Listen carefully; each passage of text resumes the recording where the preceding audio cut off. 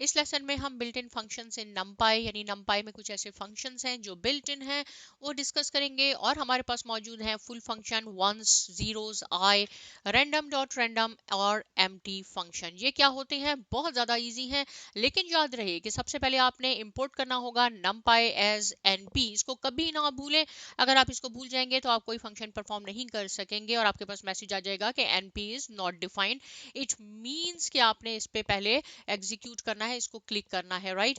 उसके बाद हमारा फुल फंक्शन है। फुल फंक्शन का क्या मीनिंग है?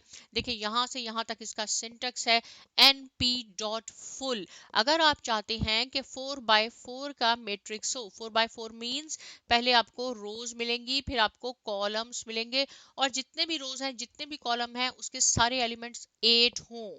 ये है फुल फंक्शन, और इसको मैंने नाम भी इसीलिए फुल अंडरस्कोर मेट यानी मैट्रिक्स दिया ताकि आपको समझने में आसानी हो जाए। इसको हम एग्जीक्यूट करवाते हैं तो आप देखेंगे कि सारे आपके पास 8 आ गए।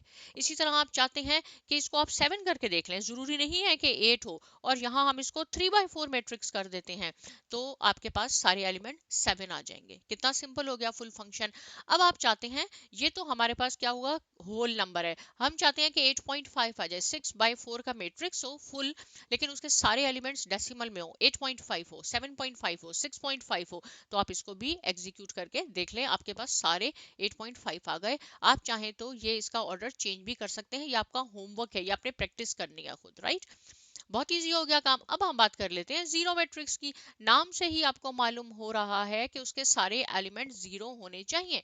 मैट्रिक्स कैसा होगा? 4x6 का मैट्रिक्स होगा। आपकी मर्जी है, जो आपकी रिक्वायरमेंट है, आप यहाँ 2x3 कर लें, 4x4 कर लें, मैंने 4x6 किया, np डॉट जीरो, और इसको नाम भी जीरो अंडरस्कोर मैट्रिक्स दिया ताकि आपको समझने में आसानी हो जाए। जब हम इसको एग्जीक्यूट करवाते हैं तो देखें आपके पास आउटपुट ये आ गई। अब मैं यहाँ पे आपको एक और इंटरेस्टिंग चीज ये बताऊंगी कि देखिए ये है जीरो और इसके बाद ये पॉइंट भी लगा हुआ है। इट मींस कि इसका data type float data type है। मैं आपको करके दिखा देती हूँ। जब आप इस तरह एग्जीक्यूट करवाएंगे ये फंक्शंस तो इसकी जो डिफॉल्ट है वो फ्लोट डाटा टाइप है, यानी zero underscore math dot D type. इसको मैंने एग्जीक्यूट किया एन डी अरे डी टाइप, सॉरी यहाँ पे स्पेलिंग मिस्टेक है, टी होगा। इसको हम एग्जीक्यूट करवाते हैं तो आपके पास देखें ये फ्लोट आ गया, और फ्लोट मींस कि ये डेसिमल में है आपके पास। अब क्या करना है, ये जीरो है, मैं कह रही हूँ इसको मैंने इसका डाटा टाइप को चेंज करना है।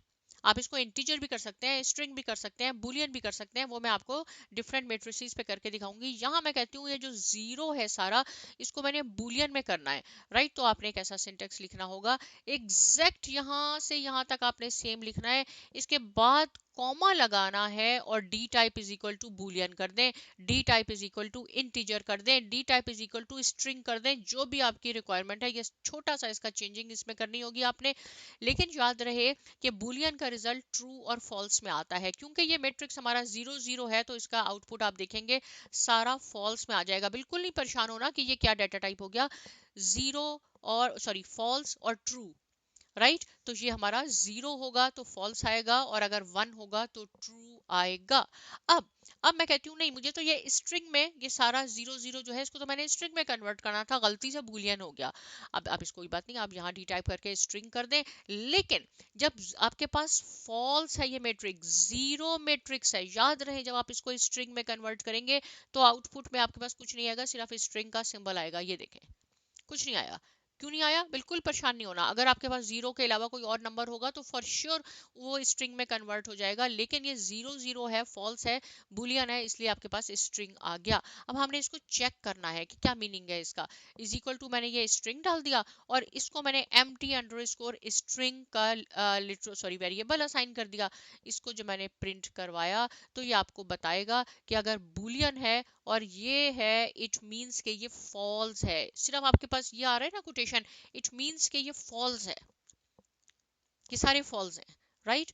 ओके, तो आपने फॉल्स का भी सीख लिया। अब क्या बात है, अब हमारे पास वंस मैट्रिक्स है, यानी आपने एक ऐसा मैट्रिक्स 3x3 का बनाना है जिसके सारे एलिमेंट्स वन हो। तो ये आपका सिंटेक्स है यहाँ से यहाँ तक, और बाकी ये चीज जो है ना, इसको हम वेरिएबल का नाम देते हैं। आपको ये अच्छी तरह आ जाना चाहिए, अब तो काफी दफा बता भी चुकी हूँ। तो देखें ये सारा वन वन आ गया, लेकिन वन के बाद ये आपको पॉइंट भी नजर आ रहा है। इसका हम डाटा टाइप चेक कर लेते हैं कंफर्म करने के लिए कि ये वाकई में फ्लोट है। बिल्कुल ये फ्लोट है, आप इसको भी देखें, अब ये 1 1 है ना, अब मैंने इसको बुलियन में चेंज किया है, तो ये क्या आएगा आपके, ये इसका आंसर आना चाहिए ट्रू, क्योंकि 0 जो है वो फॉल्स होता है बुलियन, और जब 1 होगा तो ये ट्रू होगा। ये भी मैंने आपको करके दिखा दिया। आप इसका यहाँ चेंज कर लें, 4/4 कर लें, 5/6 कर लें, आपकी मर्जी है।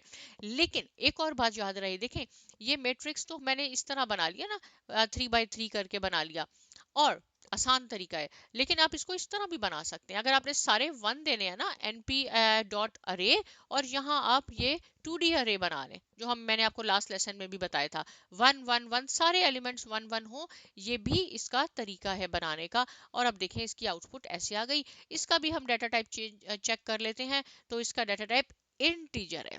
देखिए जो आप ऐसे करके बनाएंगे ना, np डॉट अरे करके, खुद लिटरली इसमें लिखेंगे सारे जितने भी आपने बनानी है रोज एंड कॉलम्स, उसका डाटा टाइप इंटीजर है। लेकिन अगर मैं आपसे कहूं कि मुझे 100 रोज चाहिए और 100 कॉलम चाहिए 1 1 के, या कोई भी नंबर हो, या फुल फंक्शन यूज करें, आप कितनी बार इसको लिखेंगे, कितने ये बेटे 100 टाइम्स। तो इसलिए इसका शॉर्ट तरीका यही होता है कि हम इसको ऐसे करके लिख लेते हैं, np डॉट वंस लिखा, np डॉट फुल लिखा, np डॉट जीरो लिखा। यहाँ आप सिर्फ असाइन कर दें टपल में कि आपको 100/100 चाहिए या आपको 50/50 चाहिए। लेकिन ऐसे लिखेंगे तो ये फ्लोट में आएगा, और आप ऐसे इसको बनाएंगे खुद अरे की सूरत में, तो ये इंटीजर की सूरत में आएगा। लेकिन ये इंपॉर्टेंट पॉइंट है, आप याद कर ले। अगर आप चाहते हैं कि एक रो है आपके पास और उसमें 5 कॉलम हो, राइट, और वो 1 1 हो, तो आप उसको np डॉट वंस और ऐसे लिखेंगे, उसमें रो बनाने की जरूरत नहीं है। फिर इसका डाटा टाइप फ्लोट हो गया, चेक करके देख लेते हैं। देखें फिर इसका डाटा टाइप फ्लोट हो गया। जब टपल की सूरत में लिखेंगे तो फ्लोट आएगा, अरे की सूरत में लिखेंगे तो इंटीजर आएगा। इसको हमने, मैं कह रही हूँ इसको चेंज कर लें, वंस अंडरस्कोर cd का मीनिंग है चेंज डाटा टाइप। वही बात है कि अगर आप इसका चेंज करना चाहते हैं, एक मैट्रिक्स चाहिए हमें 4/3 का, यानी 4 रोज हैं और 3 कॉलम्स हो, लेकिन उसका डाटा टाइप इंटीजर होना चाहिए और सारे एलिमेंट्स 1 होने चाहिए, तो बिल्कुल हम ऐसे कर सकते हैं। इसको एग्जीक्यूट करवाएं तो आपके पास देखें ये आ गया, डाटा टाइप इंटीजर आ गया। अगर आप ये पार्ट नहीं लिखेंगे तो फ्लोट में होगा, 1 1 1 1.0 1.0 फ्लोट में आएगा। हम चाहते हैं एक एक्स्ट्रा स्टेप हमारा बच जाए, तो आपने उसको इंटीजर लिखना होगा। अब आप इसका, इस जो मैंने बनाया इसका डाटा टाइप चेक करके देख लें, तो आपको इंटीजर डाटा टाइप मिलेगा। कितना सिंपल हो गया काम। अब आई फंक्शन यूज कर लेते हैं। आई फंक्शन क्या करेगा, np डॉट आई, ये जो हमारे पास 6/6 का मुझे मैट्रिक्स चाहिए, लेकिन उसमें जो डायगोनल एंट्रीज होंगी, डायगोनल एंट्रीज क्या होती हैं, ये जिससे हमारा ये डायगोनल बन जाता है, ये हमारे पास 1 होंगी, बाकी सारे एलिमेंट 0 होंगे। इसको हम एग्जीक्यूट करवाते हैं, तो देखें ये डायगोनल है, ये सारा हमारे पास 1 है, बाकी 0 है। आप चाहें तो इसको 4/4 करके देख लें, जरूरी नहीं है कि ये 6/6 का ही होगा, ये 4/4 का होगा। प्रैक्टिस आपने करनी है, राइट, इस तरह आप ज्यादा सीखेंगे। अब हम रैंडम डॉट रैंडम की बात कर लेते हैं, राइट। ये मेरे पास मैट्रिक्स है, रैंडम डॉट रैंडम में आपके पास वैल्यूज आएंगी, 4/2 का मैट्रिक्स होगा, लेकिन 0 और 1 के दरमियान यानी डेसिमल में इसकी वैल्यू आएंगी, और सिंटेक्स बिल्कुल वही है, np dot random dot random. इसको आप एग्जीक्यूट करें, देखें 4/2 का मैट्रिक्स है, लेकिन सारी वैल्यूज आपके पास 0 और 1 के दरमियान है।